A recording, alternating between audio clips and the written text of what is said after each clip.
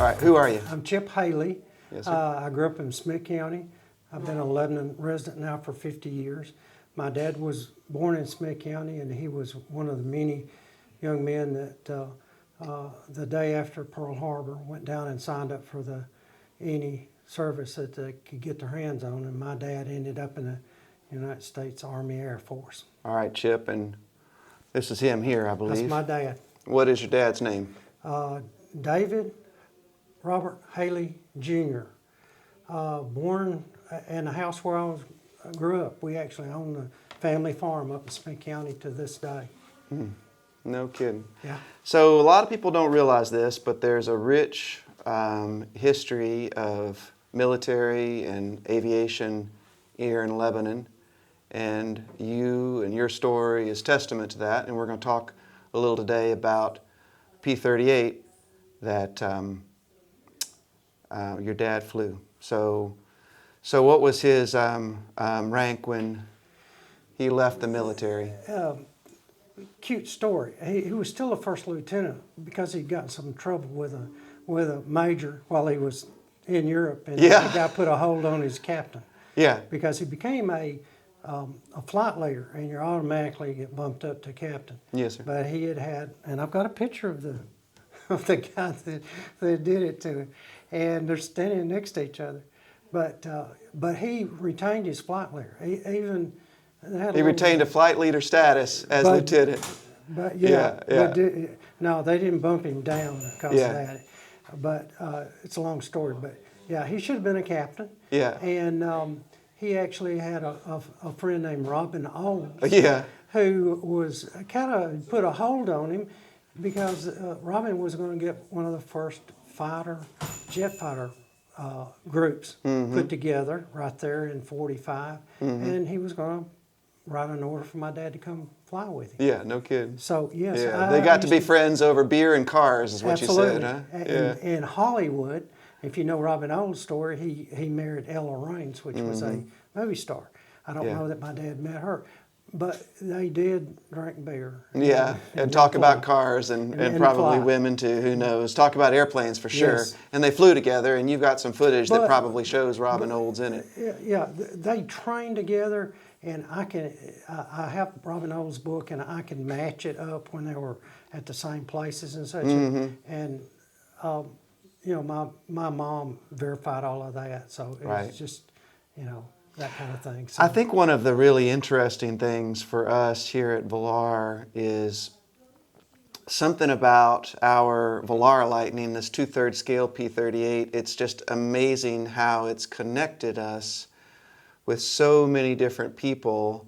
You know, to meet the family of Fred J. Lawrence down in Houston when we were at the Wings Over Houston air show. And the P-38, our P-38's flying over as they walk in, and it was so memorable to them. And then I got to hear some of Fred's story, and now to hear some of David's story, your dad, and see some of the footage that you have and some of this memorabilia. It's just absolutely amazing because he flew P-38s, P-51s, and probably a number of other aircraft as well, right? He flew AT-6, UC-78, which is a Cessna 50, correct? AT-9, a twin engine, BT-13s, Stearman, BT-17s. He flew P-38s, C-47s, and P-51s. That is so cool. That is just what a rich history. It's all in here. Oh, no kidding. I have his original orders. I have his every flight that the Army says he made, right here, in here. No kidding. Yeah. Huh. Now, you also have a love of aviation. Your whole life has been filled up with it in many ways. I actually was a member of the Lebanon Flying Club a few years ago and learned to fly, but I did not pursue it. I had some health issues and I went back to work. But I knew the guys, and I'm very familiar with this. Yeah, you've been out here quite a Yes. bit, I know, and we appreciate your support of the local EAA chapter. And I'm going to show you my artifact. I put it in my pocket a while ago, and when you gave me the medallion, guess what this is, guys? Is that from a plane? That is shrapnel. That is flak. No kidding. He comes in from a, Out of his plane. yep. His crew chief knocked on the door of the officers club and says, "Can I come in?" And I said, "Sure." He walks down there and he says, "I found that in the tail of your plane." Wow. Look at that. Yeah. That's a hunk of metal right there. And Dad said, "Don't know." Huh. He didn't know when it happened. Because I've seen the footage that you were showing about how, like, he was often flying so close to the ground in these combat over Europe. And the Germans, I'm not that familiar with what the Germans had anti-aircraft, what exploding things. This could have been one of the 88s. I don't know. Because every once in a while they'd get shot at with an 88. I don't ever remember my dad saying that. Yeah. So that could be one of the smaller calibers that they Yeah. had, but it exploded. But look But at you've that. got footage. You got footage of him shooting at an ME-109 and then another P-38 going after one, and they're so close to the ground right there, Yes. and so many other things. It's Yes. just amazing. This is really a neat picture. If you notice, my dad's combat film shows August 10th and August 12th. This is August 11th. So his, let me tell you how bad it was right there. One of the guys in Dad's flight. 24 is Hailey. Yep. Right here. Right there. There you go. So they had Dad was on a mission the day before this and lost a pilot. Oh, wow. To ground fire. That's So why he's not smiling. This day, they had this. I think they were on a mission that day. Nobody Wow. gets killed. The next day, number 17 McMillan and number 7 McCutcheons, they got killed. Wow. Next day, and Keogh, number 27. That's the guy that you see on the combat film that's parachuting. Oh, no way. He was the POW. Yes. Wow. That guy right there. Yeah. The next day after this Yes. photo. So, yes, two pilots get killed. This guy becomes a POW the next day. Wow. The 13th, Gilmore was my dad's best friend, and he gets killed. Yeah. So that stretch right there in August was awful for my dad. I heard it said recently by someone, no one knows the father of tomorrow. There's no way to really predict what's going to happen, but on that particular day, when they're all together, one person dies the day before, Yeah. and then Two the next day. two the next, and it just goes on and on. You just don't know what's going to happen.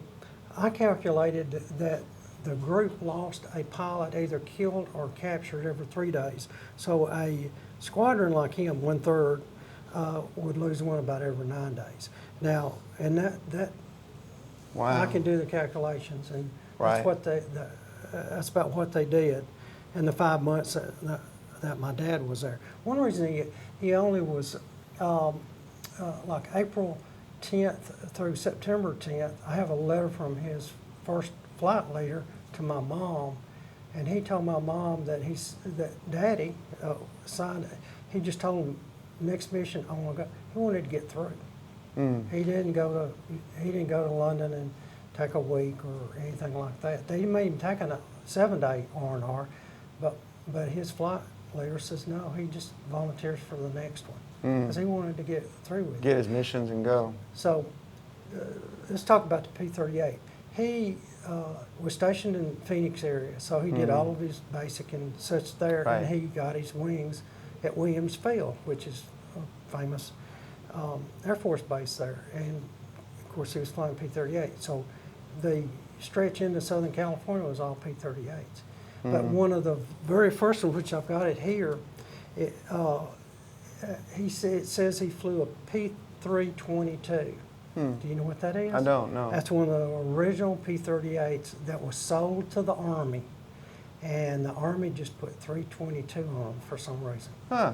So- Never heard of that. Okay. They were the G models or earlier. Yeah. I read one article and you edit this or whatever, but that said that those P-322s were the first 36 P-38s were made. I read another article that said it was the first 100.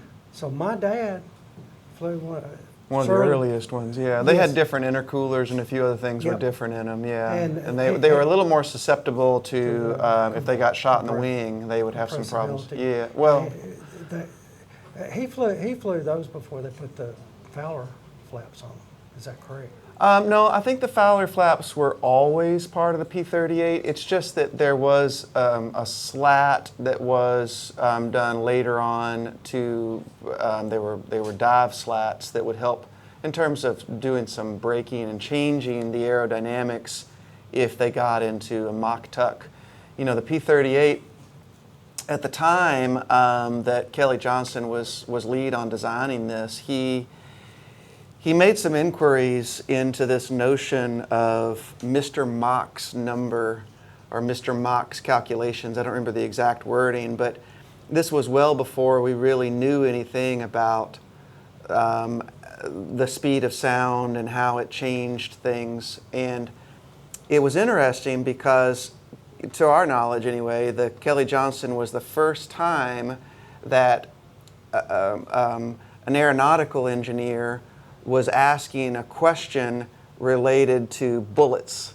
So Mach, this guy, Dr. Mach, he was examining ballistics and how with slow speed, or I guess high speed photography, whatever it is, they were seeing this compression of the bullet because the bullet was going faster than the speed of sound.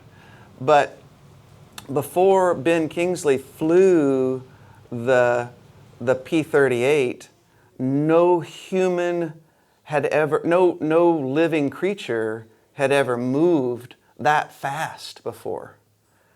You know, it's like that was the fastest a human had ever gone. And for a long time it was. I mean, the P-51 wasn't faster than a P-38. And so when they start doing their dives and such, they started approaching in certain aspects of it, and certain aspects and areas on the wing, they were actually approaching that speed of sound. And those slats came later in those models. So he was, you know, if Lieutenant Hailey had dived in a certain way, he could have experienced that too. And scary stuff. He knew about it because he talked about, you know, and I think that might be in a pilot's handbook, about, you know, what to do, what angle that you don't need to exceed. Yeah. I think, and I do have. Well, I sent that to you. I've got. Hold on a minute. Let me grab something real quick. I have in here. Wow. I'm learning. Sorry, Will. This is my dad and his best friend that survived the war. See, we'll have to. This guy became a C-47 pilot in India, China, Burma. He survived, and my dad. And this is a steerman back there. That's and Dad's cool. like, he's a bright man. So this is actually notes from Lockheed, and this is a pilot's notes on the Lightning I aeroplane. And we'll have to look in here and see if there's anything on that. But like this is something like what your dad would have been looking at when he was just... Isn't that amazing? So this is the original typed up notes. That's awesome. From, and you see there was a flood that got all this mud and everything on there and everything, but isn't that incredible? Yes. I don't let many people look at this, but if you wanted to read through it, you'd be welcome to. No, I think your dad earned the right. If you want to, you're more than welcome to. It was recovered from an empty barrack at Luke Field, Arizona in 1946. Isn't that something? My dad flew 45 missions in the P-38. He was there for D-Day. 45 missions. And all of the missions right there, the 6th, the 7th, the 8th, and the 10th.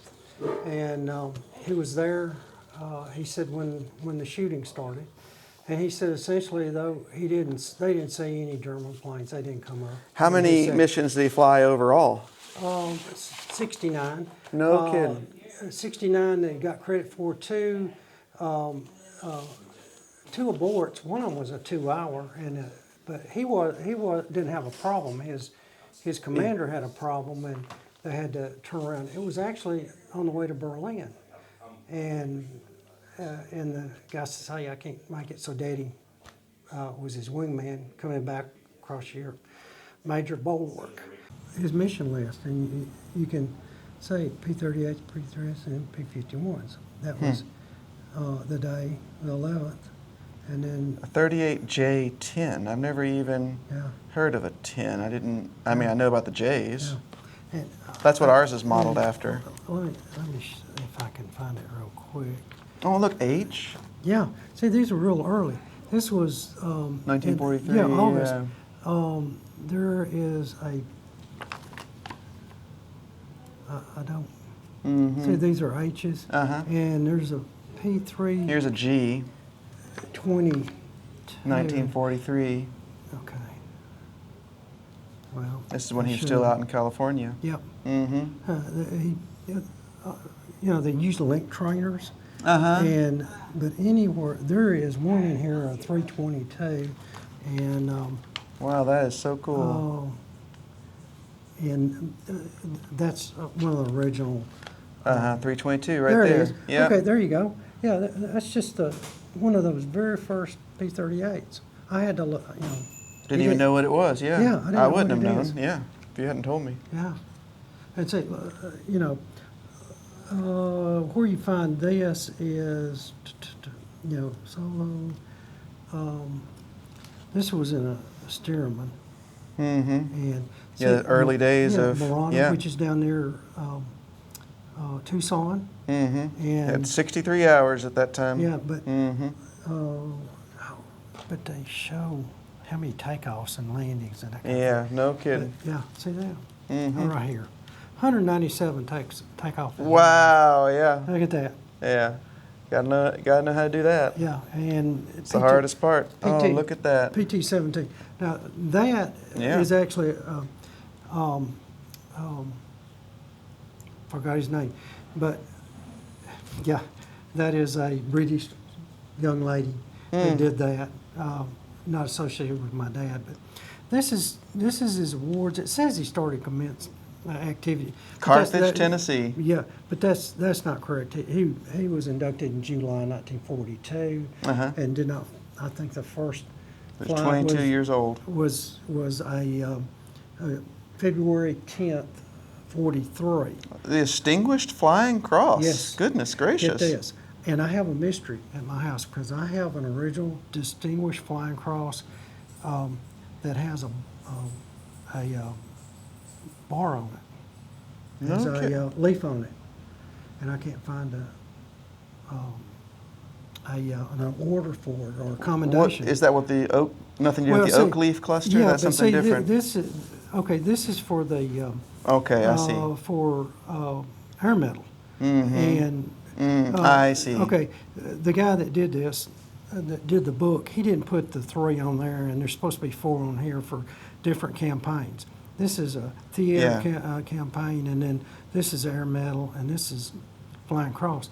But I have one. I have a original ribbon with an oak leaf on it, but I don't have confirmation why I would have gotten another award. So that's a mystery to me. Mm-hmm. Yeah, that's amazing. This was actually, there was a website of the 55th, and it was so old. Right. Russell says, I can't maintain it. Yeah. And so he took it off. But this is where I got this, and that's the reason it would look like 4 that. bronze stars. Oh, right there. Whoa. Oh, yeah. That's a great photo. Wow. That was most That's likely taken amazing. in Europe because this, if you look, it has, I think, March date, and he started, his first combat mission was in April.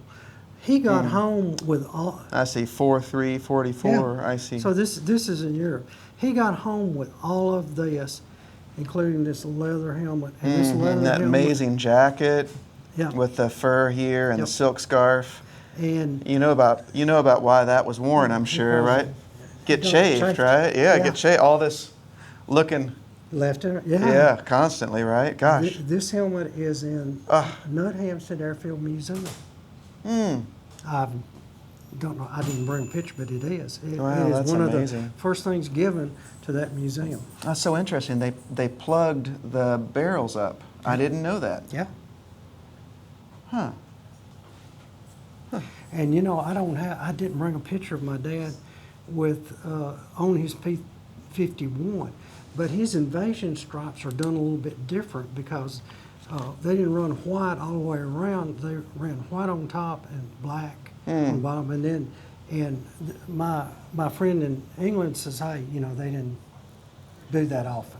So I've got a picture of him on the wing of his P-51. Gary, we got It's unusual. fighter footage of a P-38 that Chip brought. I'm about to show it. You want to see it? Yeah. All right. So Chip, tell us what we're going to be looking at here. You will see just about a second of a ME-109, and my dad's already shot Right it there.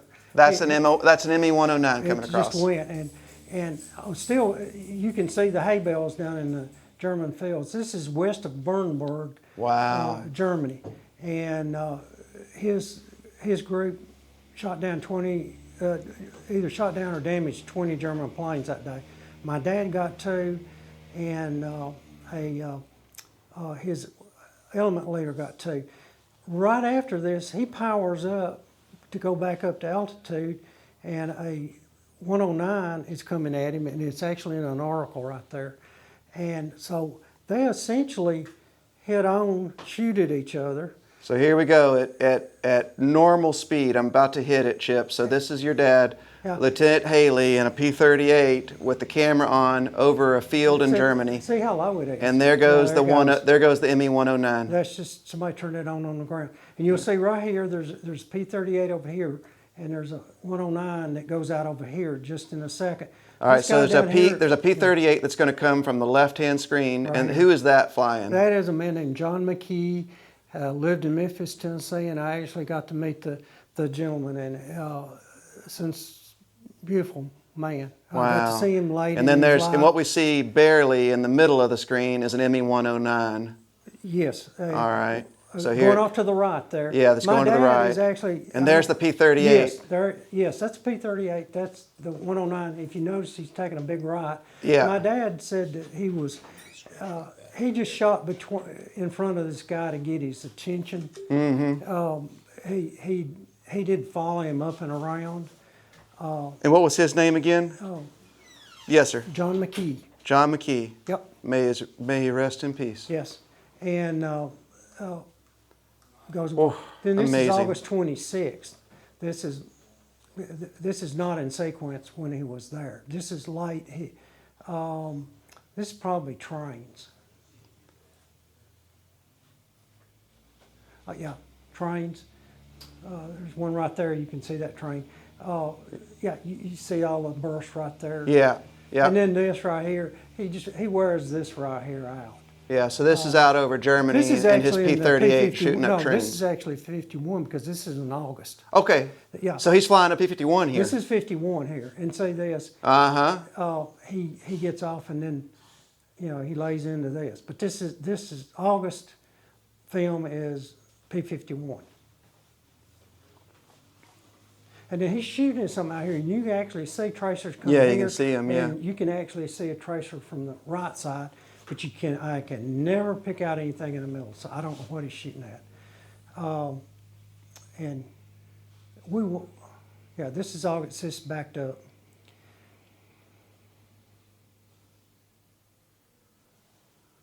I got the train. This is going That's after a train Yeah, it's too. a train too, left and right. Uh-huh. That's a train. And really he in World- actually misses this right here and has to hit his rudder. Watch this. He goes out here and then he comes back. Yep. Yep. Yeah, you know what he did? He Added power and then hit that rudder. and the infrastructure destruction that was required to halt the Germans was so significant. And who's this in the parachute?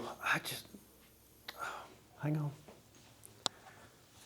That is Keogh. Oh, that's the day after Yes. that shot. So Yes. this shot was taken, it was a bad day for the MC names, but this shot was taken on the 11th, and that's his dad right there. The day before, one of his pilots was killed. You can see he's got a sad face. But the next day after this, McMillan and McCutcheon died, and Keogh just was shot down, and he was a POW after that. That was his parachute you just saw. So that's Keogh.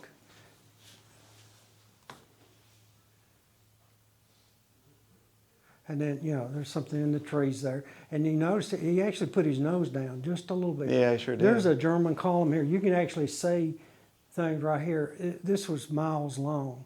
Now, this is a Southern California film where he's actually towed targets, and he actually, I know he told me that they would actually shoot another plane with film. And so that's the reason this thing is in the, how well you could do that with your nose camera. Yeah. And you can see some of the Southern California coastline. I can't match it up with, I think there's a Channel Island in there somewhere, but you have to stop it, and I just haven't tried to. But this is Southern California, because that's where he was. This is where they did the advanced things.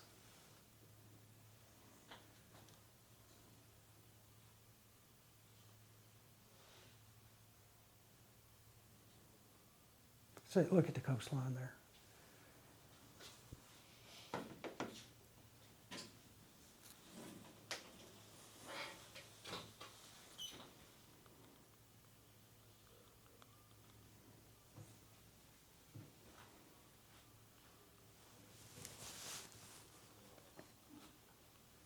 You'll see a towed target here in just a minute.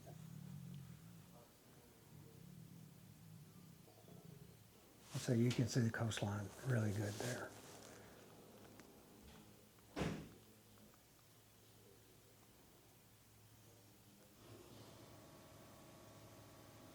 There's the target.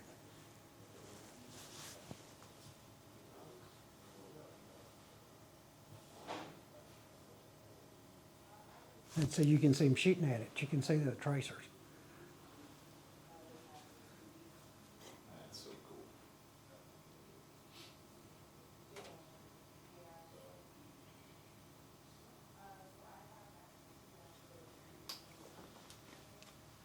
So where do we see the tow taking place? That coming up? Yes, yes. It's. So there it is, right? You'll see that. That's a tow target there. That's it right there. Okay, And hold on a second. I don't know what they were made out of. So Chip, what you've got here is footage of your dad when he is shooting at a tow target. So basically that's a banner that's right out in front there, and we're going to show it. He must be at a hard bank to the right, so he's probably 45 degrees banked, and you'll see that banner being pulled across, and that's what he's shooting at. Okay, now it's going to the left. There's a banner being pulled, and another P-38 is pulling that banner, and they're out. There's one of the ones pulling it. It's amazing. That's how they did their target work, and now he's on camera with a P-38, and the tow's right And there. you can see the tow. Yep. Amazing.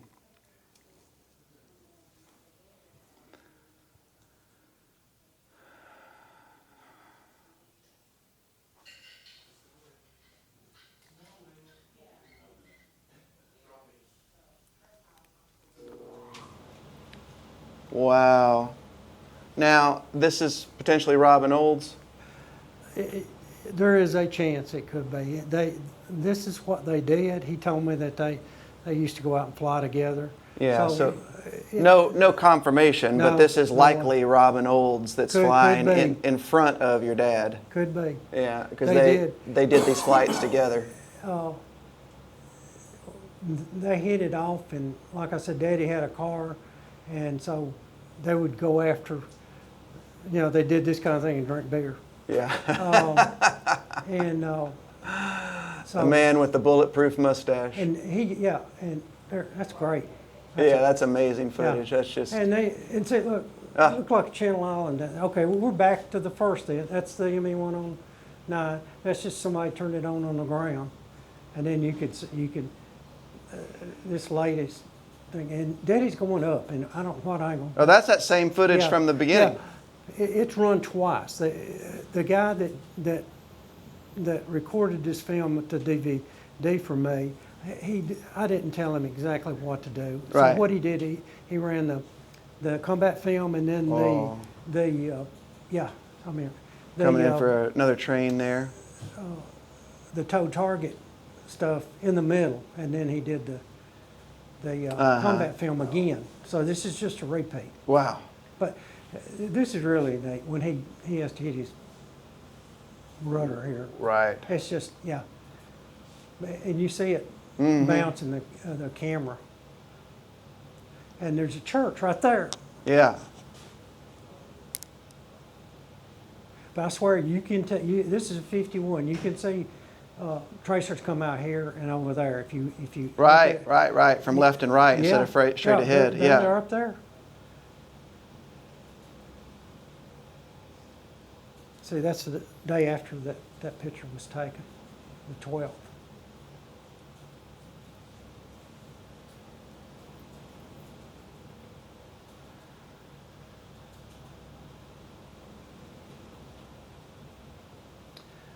This fighter group, especially with the P-38s, just shot up trains. There's information in this book right here, just, and locomotives. Yeah. Well, that's amazing. So in the 28 missions that my dad was a flight leader, he lost 2 dead and this man, POW. So it was unbelievable. And Dad got to see, they started having reunions. And this is the reason that we know this is correct. He and a guy named Conant that's in that picture right there. Dad had the picture and they got together, and over 2 different meetings where the group got together, they figured it out, because one of those guys was only in that officially with that group about 2 weeks. Then he got killed. So thinking back 40 years trying to remember who somebody is. But they're positive they got all those right. Wow. Well, Chip, thank you. And I don't even know what to say. I thank you for your interest in this. I still got some more stuff. Yeah. And this book right here is just really neat. This is the Bible for the 55th Fire Group, what they did.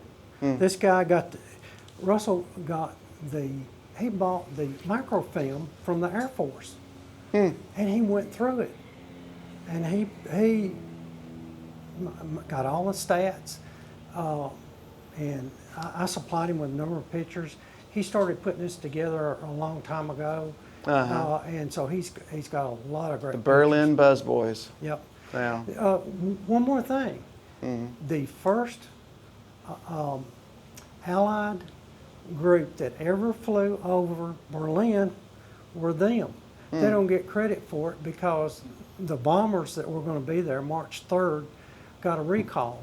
I talked to one of the guys that was on that, and he said he thinks they got the recall, and their commanding officer that day says, no, we're over here, let's just go on. So they went to Berlin and flew around. The Germans did not come up. So the next day the B-17s go back, and that's the official day when I have this thing about, when they saw P-51s over Berlin, they knew the war was over. It should have been P-38s because they were the first ones, and they could make it. And they don't get enough credit for that. My dad's very first mission was April 10th, 1944, and it was a bombing mission. And what they did was, it's called Droop Snoot. They took the armament out of the nose, put a Norden bomb sight in it, put a bombardier in there, and then tried to coordinate, a whole group dropping bombs on an airfield.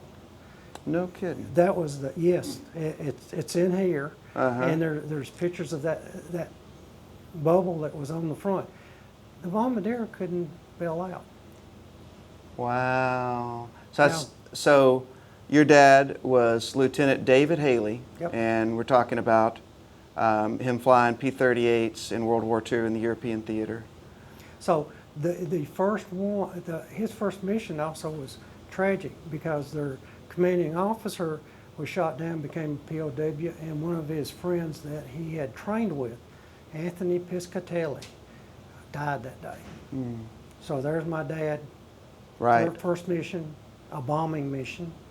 All right, so let's talk again about the Berlin Buzz Boys. And you said, so the P-38s were actually the first Yes. group to go into here. Berlin. Yes. And that was in 1945. March 3rd. 44. Yeah, of course. Yeah, 1944, March 3rd. And they were recalled. And so because of that, it's not official that they were the first ones to fly over Berlin. Because the mission wasn't completed. The B-17s didn't drop any bombs that day. I see. They went over there. You realize that the P-38s were at the end of the spear. They would always be at the target. Right. They didn't follow the B-17s over. Right. So they met them there. And so I talked to Frank Burchell. He was on that mission, and he says he's sure they got a recall. But their CO, let's just go on. We're just going to do it anyway. Yes. We're here. Yeah, and flew around, probably, giving them a whatever. Yeah. But yeah, it's And like that's when the Germans really knew at that point that the war was they over. should have. Yeah. And the Sure. next day, the 51 showed up. No, the B-17s actually completed a mission. Okay. If you look at the first time that and you might check this, but it should have been the 4th. That was the first day that the B-17s actually bombed Berlin. Wow. But the day before, Right. The P-38s were there. Yeah. Ready. Yeah. The lightning struck. Yeah. Thanks. So you can imagine that the Germans didn't want to come up and mess with a group of No. 48. I mean, 48 planes? yeah, it would Holy have been a shit. group. Yeah, and so there might have been, supposedly there were other groups in the neighborhood, but now I can't verify that, and I don't know who they were. Yeah. Because if you just don't have one fighter group with a box of But look, bombers. he's got all the records from every flight that his dad did. Yeah, just P-38Js, Gary, like every single one. He flew 51s, yep. whole thing. Man, that's something. That is something. So, what I was telling you earlier about this P-38, heritage or whatever, I don't know exactly what to say, but somewhere around when my great uncle was about 9 years old, there must have been one or more or a group of P-38s flying overhead, and he saw it, and there's just something about that shape that's just so distinctive. And apparently it was kind of like when a baby goose imprints on something, and like that's its mama, or that's its, what it's attached to. Like, I think that's what happened to Uncle Jim. It just somehow seared into his brain. And he built his first one out of balsa wood when he was 14 years old, and I believe that aircraft haunted him all the days of his life, in a good way. And his final breath was taken in his office, and here at Villar we have some of the things that were in his office where he was designing, and so much of the work that he was doing as an engineer for the aircraft was there.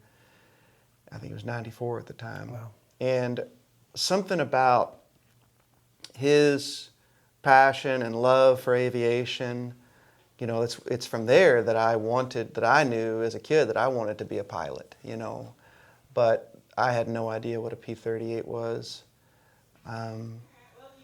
And then as we've gotten to know more and more people through this, it's almost like it's kind of wrapped us up in its story, you know. And then hearing about Lieutenant Hailey's, your dad's stuff, you know, what he did, and these people, the gentleman out of Memphis, and of course we all have heard about Robin Olds and, you know, his bulletproof mustache, and you know, I don't know. It's really been something else. And you coming in here and bringing the memorabilia and things from your dad. I mean, it's just, even this picture alone just says so much about, how do you say his name? Keogh? Keogh. You know, him going POW the next day after this, and Lieutenant McMillan.